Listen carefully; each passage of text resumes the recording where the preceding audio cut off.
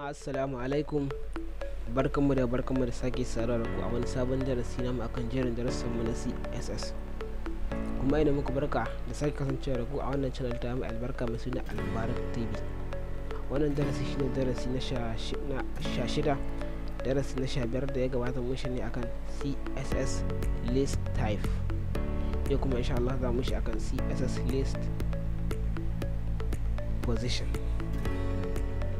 Kafin mu ci gaba yan uwa sai ku yi subscribe ku danna mana alamar karawa da kuma like domin samun sabbin darussa da zarar an dora.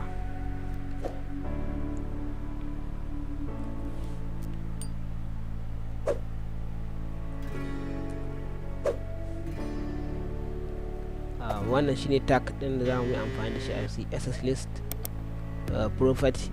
Wannan shine property din da zamu yi amfani da shi CSS list position.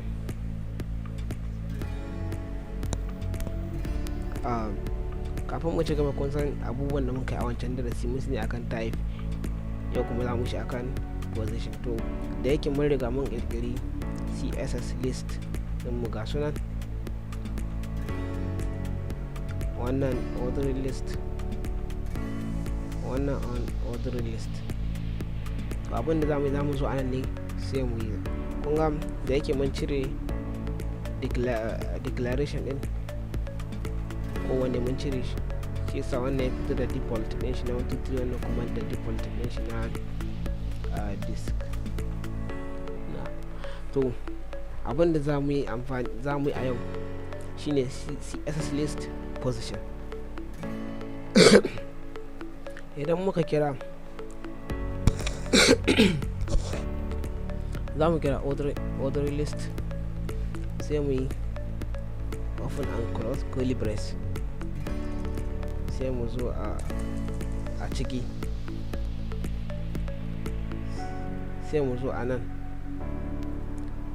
sai mu kira list, sai mu saka dash, sai mu kira style, mu saka dash, sai mu kira position,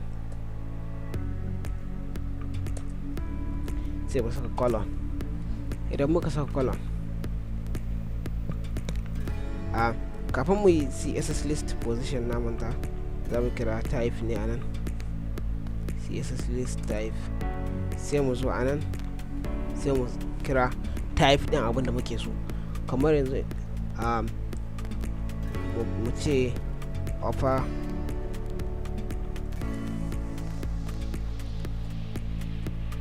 alpha, sai mu saka semicolon, sai mu zo mu yi save, mu yi refresh. kun ga order list na mai kuma offer alpha. To sai mu zo a nan ƙasa sai mu kira list,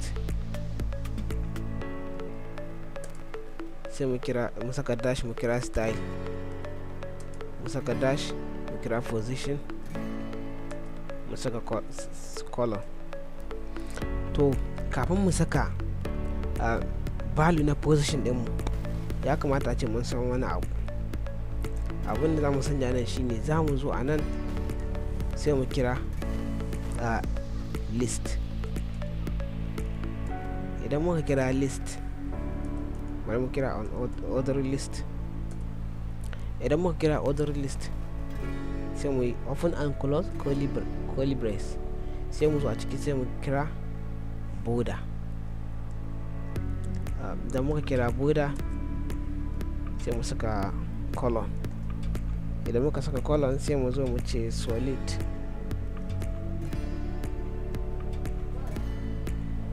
idan muka saka wannan solid sai mu saka semicolon, sai mu zo mu save, mu zo mu refresh. Kun ga order list na mai kasance gaba ɗaya a cikin border, mun saka mai border.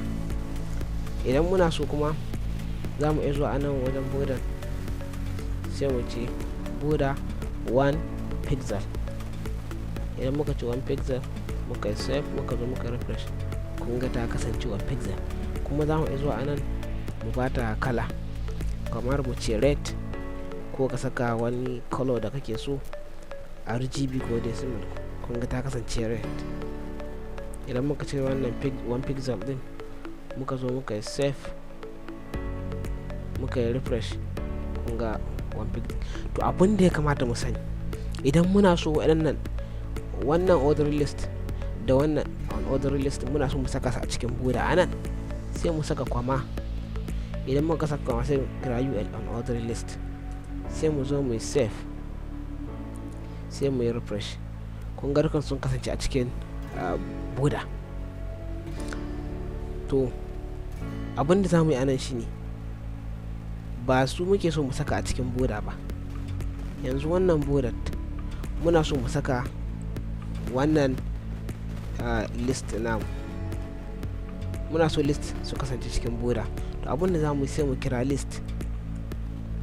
kun ga list mun kira wannan list din kenan, wannan list sai mu saka open and close curly brace, sai mu zo a ciki sai mu kira border. Idan muka kira border sai mu saka solid,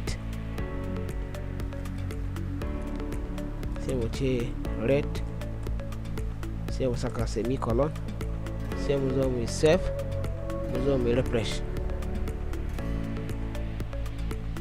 Sai mu saka column a wannan wajen, sai mu zo mu save, mu zo mu refresh. kun ga kuma mun kira list daya, amma duka kowane list ya kasance a cikin border. To ya za mu yi? Idan muna so wannan list na order list kawai muke so mu saka a cikin border, ko kuma wannan list na order list, abinda za mu yanzu kafin mu kira wannan list din, sai mu dawo anan, sai mu dawo, sai mu taho anan, sai mu kira order list. Idan muka kira wannan order list sai mu saka space, sai mu kira list. Ma'ana kana gaya mata cewa wannan list din a cikin on order list kake so ka saka border. On order list order list na cikin order list, sai mu zo mu save, mu zo mu refresh. kun ga list na cikin order list kawai ya kasance cikin. Idan kuma on order list kake so, za ka zo anan ne sai ka goge wannan o ka saka u, sai mu zo mu save, mu zo mu refresh. kun ga na on order list. Idan order list ne za ka mayar da o ɗinka, sai mu zo mu save, mu zo mu refresh. kun ga kasance na order list. To abinda za mu dawo kan list style position. To menene amfaninsa? Shi amfanin list style position shine ka gaya ma list ɗinka, shin wannan border kana so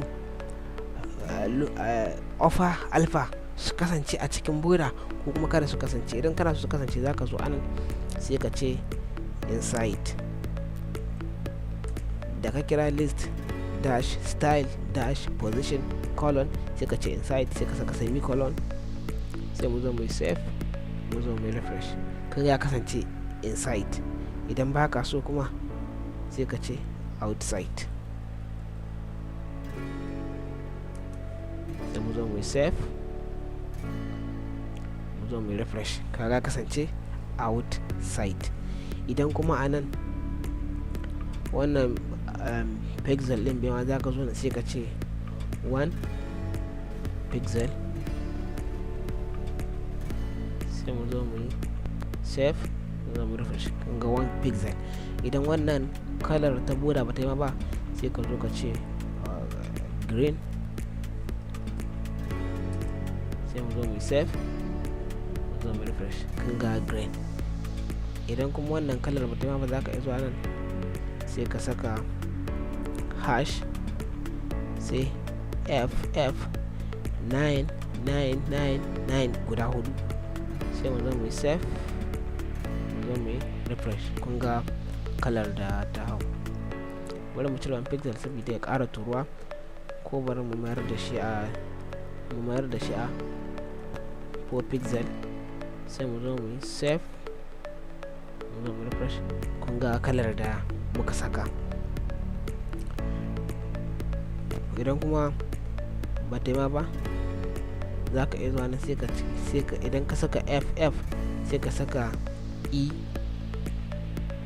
e5 sai mu zo mu save, mai refresh kan ga kala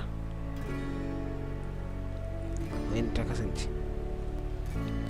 Wannan shi ne ake kira da css list position, wancan da muka yi kuma shi ake kira da css list type. A nan za mu dakata, da fatan kuna jin daɗin wannan darussa na. Wassalamu alaikum wa rahmatullah, a huta lafiya.